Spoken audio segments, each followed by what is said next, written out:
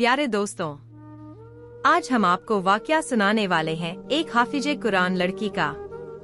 जब उसकी शादी एक शराबी शौहर से हुई तो उस जालिम शौहर ने उसके साथ क्या किया और फिर अल्लाह ताला ने भी उसको ऐसी कौन सी भयानक सजा दी जिसे देखकर हर किसी का बदन कांपता रह गया। इस वाकये को मुकम्मल जानने के लिए हमारे साथ रहे, तभी पूरी कहानी समझ पाएंगे। प्यारे दोस्तों, पाकिस्तान में एक गांव था, उसमें रहने वाला हर इंसान मुसलमान था। उस गांव का एक सरदार था जो कि बहुत ही शरीफ और नेक इंसान था।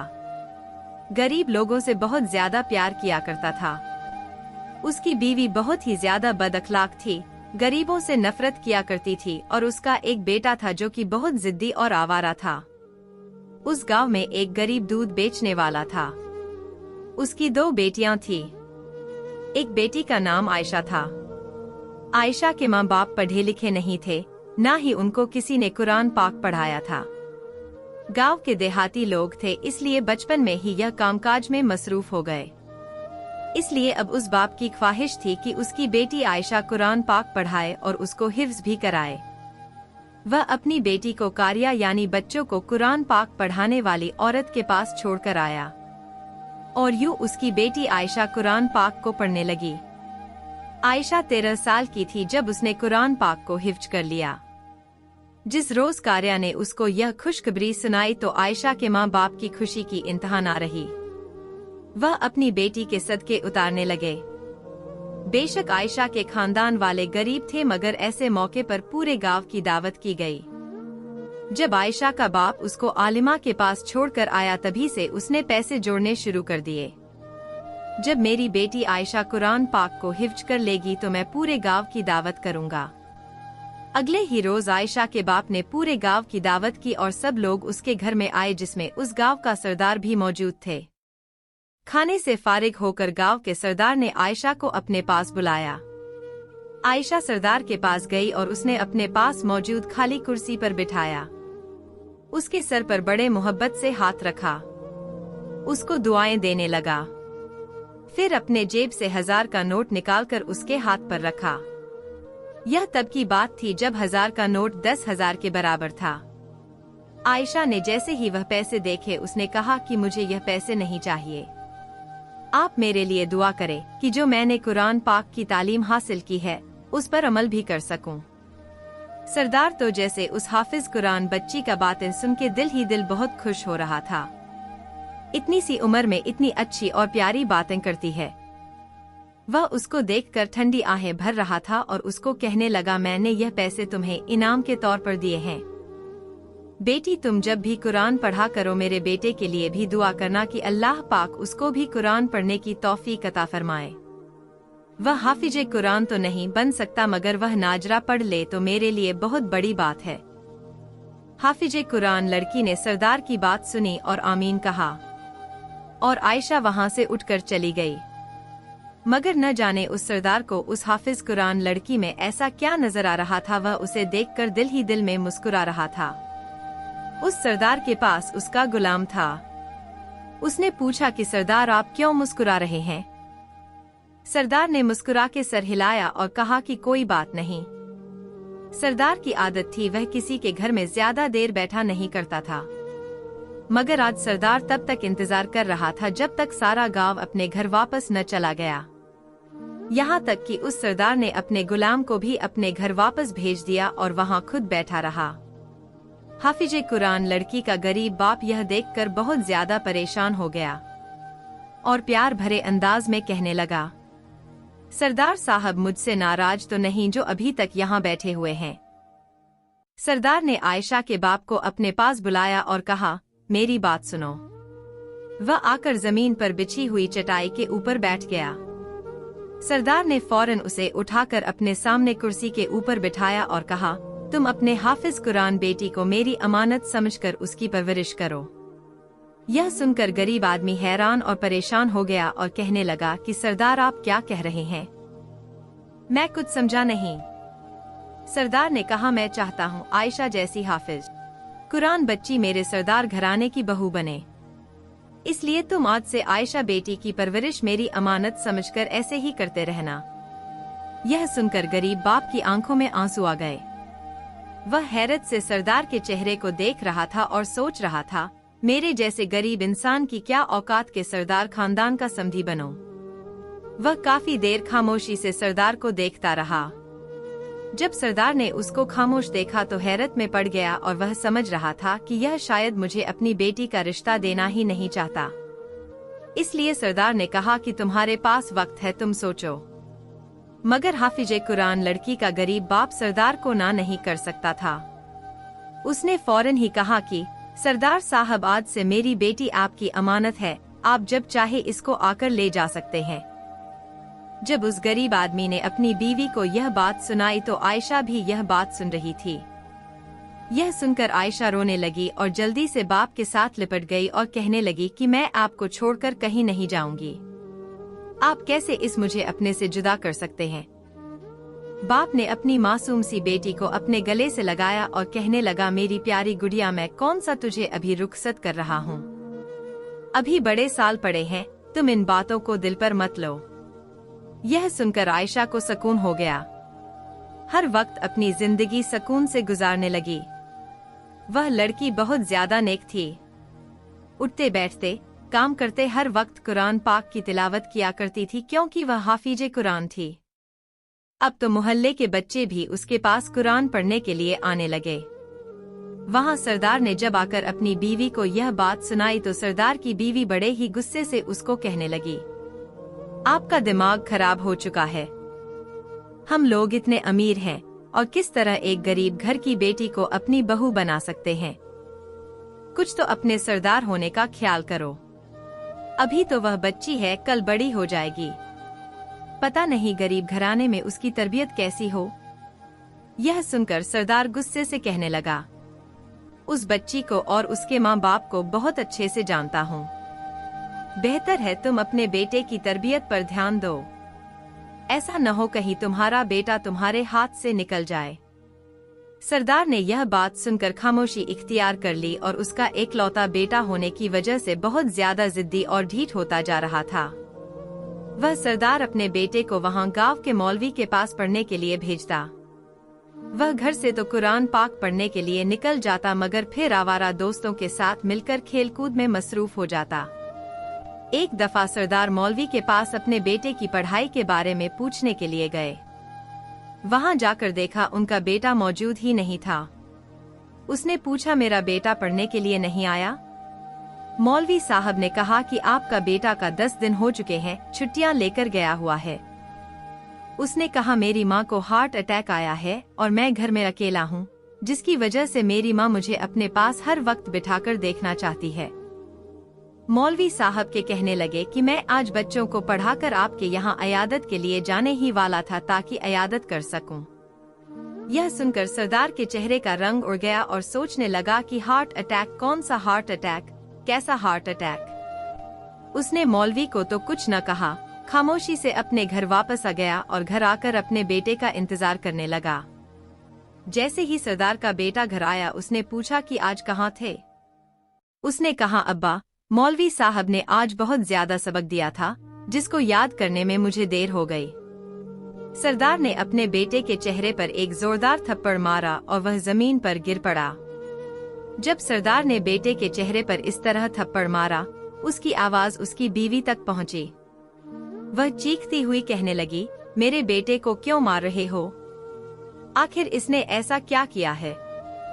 सरदार ने चीख कर कहा, अपने बेटे से पूछो कि यह मौलवी साहब को क्या बोलकर पढ़ाई से जान छुड़ा रहा है। यह मौलवी साहब को कहकर आया है, मेरी माँ को हार्ट अटैक आया है और वह आखिरी दिनों में मुझे देखना चाहती है। यह सुनकर उसकी माँ ने भी उसको यह सुनकर धक्का दिया, मगर बाप के खूब डांटने पर सरदार का बेटा रोने लगा। कहने लगा, मौलवी साहब झूठ बोल रहे हैं। वह सारा दिन हमसे अपने घर की सफाई करवाते रहते हैं और हर वक्त काम करवाते हैं, इसलिए मैं काम से बचने के लिए उसके पास पढ़ने के लिए नहीं जा रहा था। यह सुनकर उसकी माँ ने उसको गले से लगाया और अपने शौहर को कहने लगी, आप इस गांव के सरदार हैं, जाकर उस मौलवी को पूछे कि वह बच्चों पर आखिर इतना जुल्म क्यों करता है कि डर के मारे मेरा बच्चा वहां से भाग आया।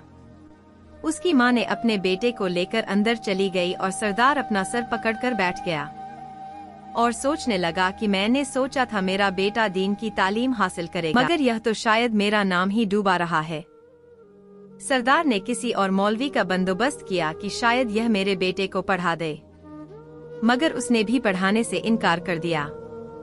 आहिस्ता आहिस्ता वह आवारा हो गया और वहीं दूसरी तरफ आयशा, जो कि 5 वक्त की नमाज थी, हर वक्त अल्लाह की इबादत में मसरूफ रहती, और वही उसका होने वाला शौहर आवारा शराबी बन चुका था। फिर दिन गुजरते गए। काफी अरसे के वक्त के बाद जब आयशा 18 साल की हुई तो सरदार साहब उसके घर गए। वह बच्चों को कुरान पाक पढ़ा रही थी। यह देखकर वह बहुत ज्यादा खुश हुए। उन्होंने कुछ पैसे आयशा के हाथ में रखे और कहा कि अपने लिए कुछ कपड़े ले आना। आयशा के बाप वह पैसे लेने से इनकार करने ही वाला था, क्योंकि उसने इन 5 सालों में सरदार के बेटे के बारे में बहुत कुछ देखा हुआ था। मगर फिर भी न जाने वह क्यों खामोश रहा और सोचने लगा, अगर सच में मेरी बेटी का रिश्ता मांगने के लिए सरदार आ गया तो मैं क्या करूँगा। वह अपनी नेक सीरत बेटी को उस शराबी बेटे के साथ ब्याह नहीं सकते थे। सरदार ने जब घर आकर अपनी बीवी को बताया कि मैं कुछ पैसे आयशा को देकर आया हूँ, यह सुनकर वह चीखने लगी कि अभी तक तुम वह बात भूले नहीं हो, वह गरीब घर की बेटी है, न जाने हमारी बहू कैसे बनेगी। सरदारनी के बेटे ने गुजरते हुए यह बात सुन ली। सरदार के बेटे को आयशा से बहुत ज्यादा नफरत थी, क्योंकि हर वक्त सरदार अपने बेटे को आयशा की ही मिसाल दिया करता था। वह तो यहाँ तक सोचने लगा कि अगर यह आयशा मेरे सामने आ गई तो मैं इसको जान से मार दूंगा। जब उसको पता चला कि बचपन से ही मेरे बाप ने मेरा रिश्ता आयशा के साथ तय कर दिया तो उसका खून खौलने लगा, और उसने बाहर जाकर अपने दोस्तों को यह बात बताई और कहने लगा, इस गरीब की लड़की की क्या औकात कि वह मुझ जैसे रईस जादे के साथ रिश्ता जोड़े, और कहने लगा मैं इसको अपने काबिल तो क्या किसी के काबिल नहीं छोड़ूंगा। वह सरदार की शराबी और आवारा बेटे ने अपने दोस्तों के साथ मिलकर ऐसा मंसूबा बनाया कि वहां बैठी हुई आयशा, जो कि कुरान पाक को लेकर उसकी तिलावत कर रही थी, उसकी रूह लरज गई। उसके दिल की धड़कन तेज हो गई। उसे ऐसा लग रहा था जैसे कोई बहुत बुरा होने वाला है। वह कुरान पाक की तिलावत तो कर रही थी, मगर उसका दिल कुरान में नहीं लग रहा था। उसके दिल में बड़े बड़े बुरे ख्याल आ रहे थे। मगरिब का वक्त हो चुका था। अचानक उनके घर में एक बच्चा दौड़ता हुआ आया और कहने लगा कि आपके अब्बा की दुकान में आग लग चुकी है, वह दुकान के अंदर बंद है। जब आयशा की माँ ने यह सुना तो वह दौड़ती हुई दुकान की तरफ चली गई। उसके पीछे उसकी बहन भी चली गई। अब अकेली आयशा घर में थी। वह भी अपनी माँ के साथ जाने लगी तो उसकी माँ कहने लगी कि बेटा तुम यहीं रुको और अपने बाप के लिए दुआ करो, हम अभी आ जाते हैं। आयशा घर में अकेली थी। अचानक घर की दीवार फैलाकर गांव के आवारा और अय्याश लड़के उसके घर में दाखिल हो गए। जैसे ही आयशा ने कदमों की आवाज सुनी, उसने पीछे मुड़कर देखा तो उसकी रूह लरज गई। वह लड़के आयशा को देखकर ऊंची ऊंचा हंस रहे थे। अचानक उनमें से एक लड़के ने बाहर से दरवाजे की कुंडी लगा दी। आयशा बाहर जा सकती थी, न कहीं छुप सकती थी। वह बड़ी हिम्मत करके उन लड़कों को कहने लगी, कौन हो और यहाँ क्यों आए हो। उनमें से एक लड़का कहने लगा कि कुछ नहीं, हम सिर्फ तुम्हारी इज्जत को तार तार करना चाहते हैं। आहिस्ता आहिस्ता वह लड़के आयशा के करीब होते जा रहे थे और वह रो रही थी, चीख रही थी, चिल्ला रही थी और मदद के लिए अल्लाह ताला को पुकार रही थी। इतने में दरवाजे में दस्तक हुई। आयशा दरवाजे की तरफ भागी। इतने में दरवाजा बाहर से खुल चुका था, क्योंकि आने वाले को यह मालूम हो चुका था कि दरवाजा बाहर से बंद है। जैसे ही दरवाजा खुला, आगे सरदार साहब खड़े थे। वह हैरानगी से आयशा को देख रहे थे। फिर उन आवारा लड़कों को देखकर उनकी रूह लरज गई। आयशा भागकर रोती हुई सरदार के पीछे छुप गई। जैसे ही उन आवारा लड़कों ने सरदार को देखा तो वह डर गए और भागने लगे। सरदार ने एक किसी लड़के का शक्ल देख ली थी। आहिस्ता आहिस्ता यह बात पूरे गांव में फैल चुकी कि एक लड़की घर में अकेली थी। आवारा लड़के दीवार फलांग कर घर में दाखिल हो गए। हाय हाय, उस लड़की के साथ कोई ऊंच नीच न हो गई हो। उसकी बाप की दुकान पर न कोई आग लगी थी, न कोई मुसीबत आई थी। यह सब सिर्फ एक साजिश थी। जब सरदार तक यह बात पहुंची तो वह भी सरदार को भड़काने लगी कि लड़की अच्छी नहीं है, और पास बैठा सरदार का बेटा भी भड़क उठा कि मैं ऐसी बदकार लड़की से कभी भी शादी नहीं करूंगा। सरदार जब अपने बेटे के मुंह से यह बात सुनी तो हैरान रह गया कि आखिर मेरे बेटे को इस बात का कैसे पता चला। वह बड़ी ही हैरानगी से अपने बेटे को देख रहा था, मगर सरदार के बेटे ने अपनी आंखें फेर ली, बाप की तरफ पीठ करके बैठ गया। अगले ही रोज सरदार ने उन आवारा लड़कों को बुलाया और उनको इतना मारा कि वह सब आवारा लड़के सच बोलने लगे। उन्होंने बताया कि आपके बेटे के कहने पर ही हमने यह सब किया है, ताकि उस लड़की को आपकी नजरों से गिरा सके और वह किसी को मुंह दिखाने के काबिल न रहे। जब सरदार ने यह सुना तो कहने लगा, मुझे उस बच्ची पर अपनी औलाद से भी ज्यादा यकीन था। वह अपने किरदार को कभी मैला कर ही नहीं सकती। सरदार ने अपने बेटे को कहा कि वह वही लड़की है जो इस घर की बहू बनेगी, और वही लड़की तुझे सुधार सकती है। अगर तूने इनकार किया तो मैं तुझे एक भी जायदाद नहीं दूंगा। ये सुनकर मजबूरन सरदार के बेटे को मानना पड़ा और सरदार आयशा का रिश्ता लेने के लिए चला गया। आयशा के माँ बाप बहुत ज्यादा परेशान थे, न वो इनकार कर सकते थे न कबूल कर सकते थे, और आयशा की हालत बहुत ही बुरी थी। उसको बहुत ज्यादा बुखार था।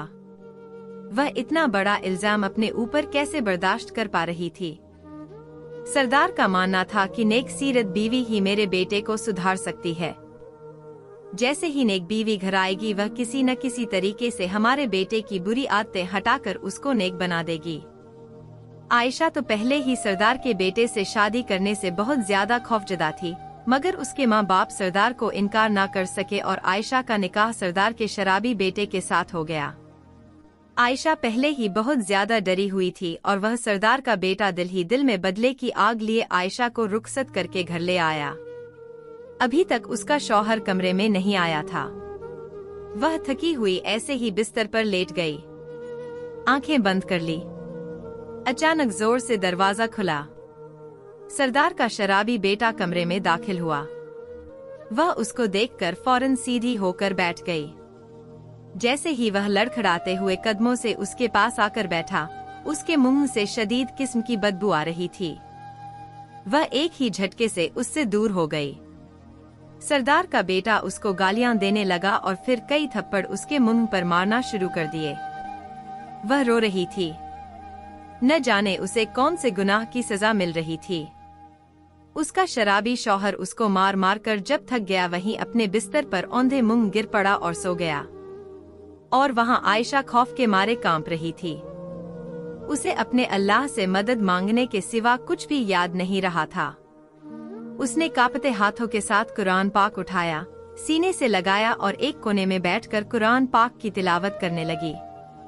कुरान पाक की तिलावत करते हुए उसके दिल से खौफ कम होने लगा, और कमरे से अगर बाहर जाती तो न जाने लोग उसके बारे में क्या सोचते।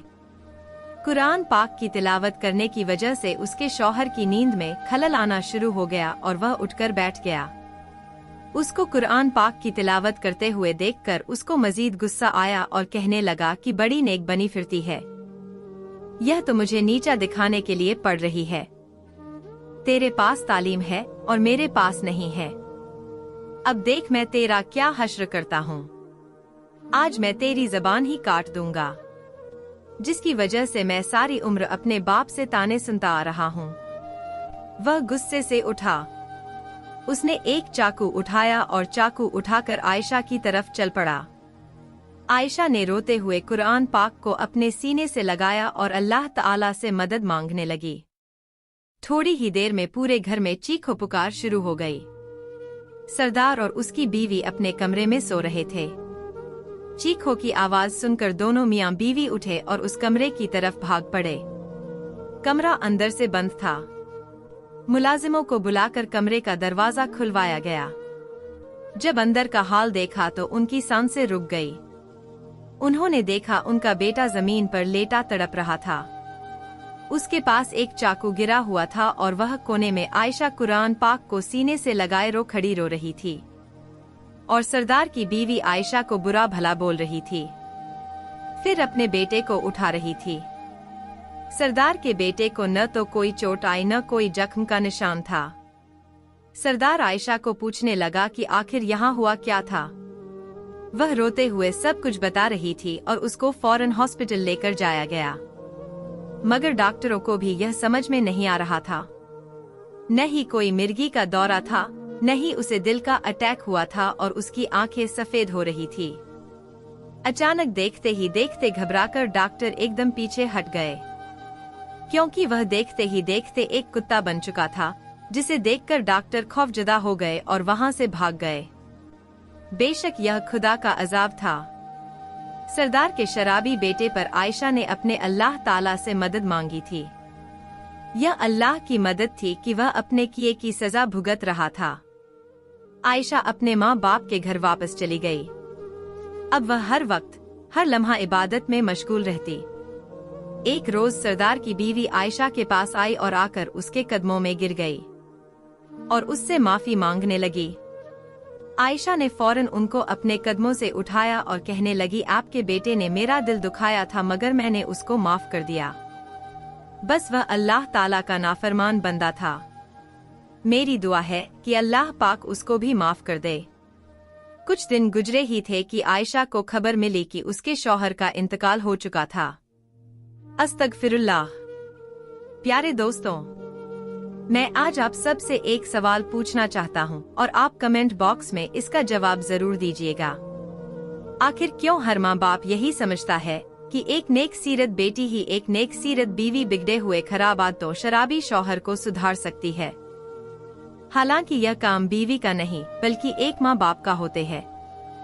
अगर वह शुरू से ही अपने बेटे की अच्छी तरबियत करे तो वह कभी भी बुरी आदतों में नहीं पड़ता। मगर हमारे मुआशरे में सबसे बड़ी वजह दीन से दूरी है, जिसकी वजह से आज बहुत सारे केस हमें सुनने को मिल रहे हैं। अगर आप एक शादीशुदा मर्द या औरत मेरी इस वीडियो को देख रहे हैं तो खुदा के लिए अपने औलाद को अच्छी तरबियत दे। दुनियावी पढ़ाई के साथ साथ दिन की तालीम में ज्यादा ध्यान दे। एक बात कड़वी है मगर सच है, हमारे मुआशरे में सबसे ज्यादा आवारा स्कूल और कॉलेज पढ़ने वाले लड़के और लड़कियां होते हैं। इसलिए इस्लाम की तालीम को आम करे और अपने बच्चे को इस्लाम की तालीम लाजमी दे। प्यारे दोस्तों, अल्लाह पाक से दुआ है अल्लाह पाक हमारी बेटियों के नसीब अच्छे करें और हमारे बेटे को नेक बहू और बेटी की नेक शौहर मिले।